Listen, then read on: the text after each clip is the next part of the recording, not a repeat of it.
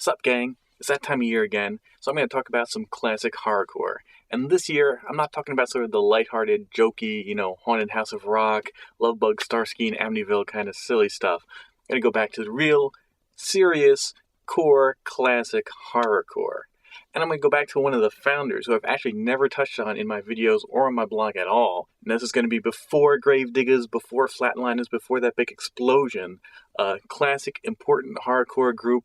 Again, one of the real founders that doesn't get recognized. I mean, you can kill yourself trying to really determine who started it word for word, the original horrorcore artists. And again, you'd probably go back to the silly records like Houdini and Vincent Price on Thriller.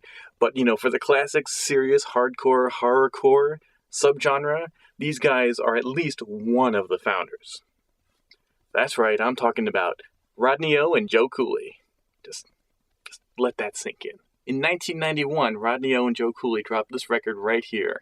And again, 1991 puts you well before the whole Gravediggers, Flatliners, Half Pit, Half Dead, 1994, Crustified Dibs, the Dwellers, who you wouldn't really call hardcore, but, that whole scene.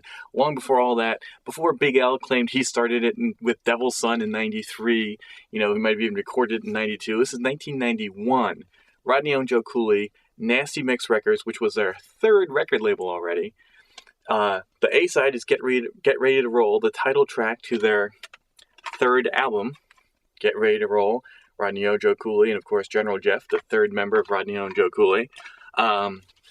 So this was the title track. The lead single was really the B-side that's of interest to us at this time of year, Halloween. Now the track is called Get Down with the Lyrical Strangler, and right from the title, it sort of makes you think like, okay, well, it's Strangler, okay, it's sort of like a little kind of horrorcore spooky theme, but that's not really hardcore. Like, how many MCs through the decades have sort of equated their lyrical skills to violence? I'm killing it, drop the bomb, all that. They're not really talking horrorcore stuff. It's just a very light, super easy, contrived metaphor. But no, that's not what this is. This song actually is some hardcore shit.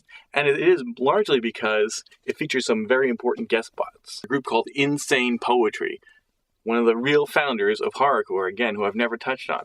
Their first album and their first single dropped in 1992, but they debuted before that here on 1991.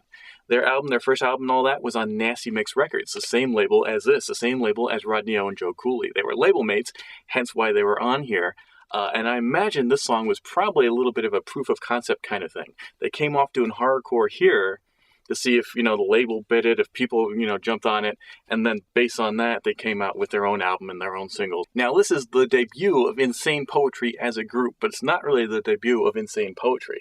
It's also, by the way, the debut of them being horrorcore. In fact, also on Nasty Mix, also Rodney Oh and Joe Cooley, another single off the album, Oldie But Goodie, features Psycho, the main lyricist from Insane Poetry, on the remix. The album he's not on, but this 12-inch features an exclusive remix, which does feature Psycho. However, on this track, he's not hardcore at all. So he's on that, he's on this.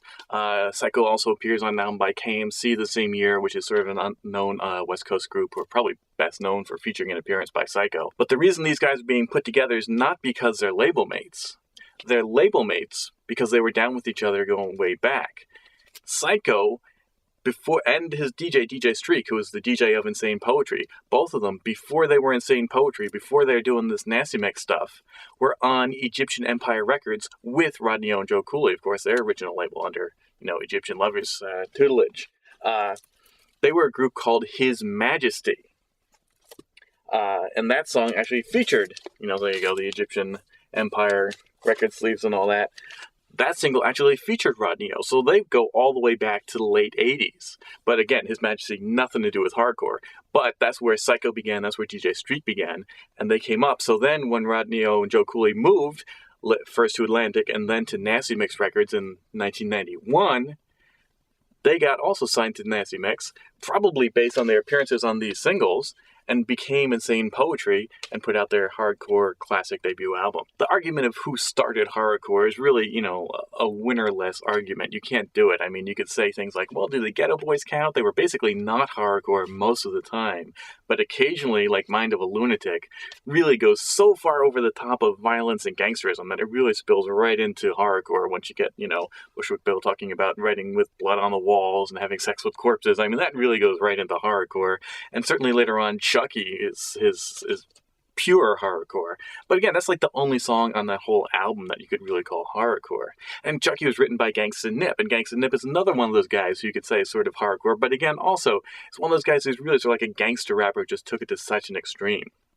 Insane Poetry, there's really no two ways about it. These guys are definitely doing the whole horrorcore thing. Of course, the term horrorcore didn't exist. That didn't really come about till probably 94 with the Flatliners and that whole movement, but they're definitely doing horrorcore stuff. Songs named after horror movies, just talking about crazy, supernatural, horror, death kind of stuff.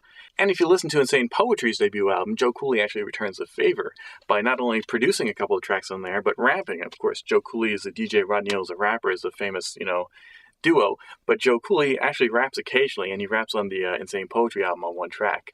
So Rodney Oh and Joe Cooley inadvertently, or perhaps advertently, is that, the opposite of inadvertently, I guess, put on one of the founding earliest pure horrorcore hip-hop groups. Of course, in Detroit, you had Esham in 1991, so I'm not really going to say Insane Poetry were the first horrorcore groups, but they're definitely one of the pioneers, and they were put on by Rodney Oh and Joe Cooley, and it even goes further that Rodney Oh and Joe Cooley themselves put out the first of that horrorcore series. Because again, Insane Poetry, generally 1992. That's their first single, that's their first album.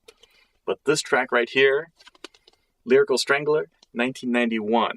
Rodney Oh and Joe Cooley, Nasty Mix Records. Let's listen to it now.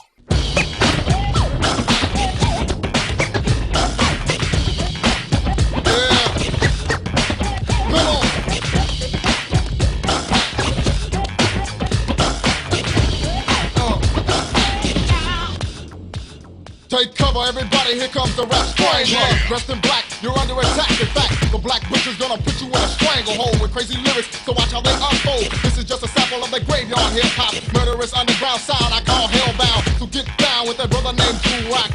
Hellraiser with a voice like a razor.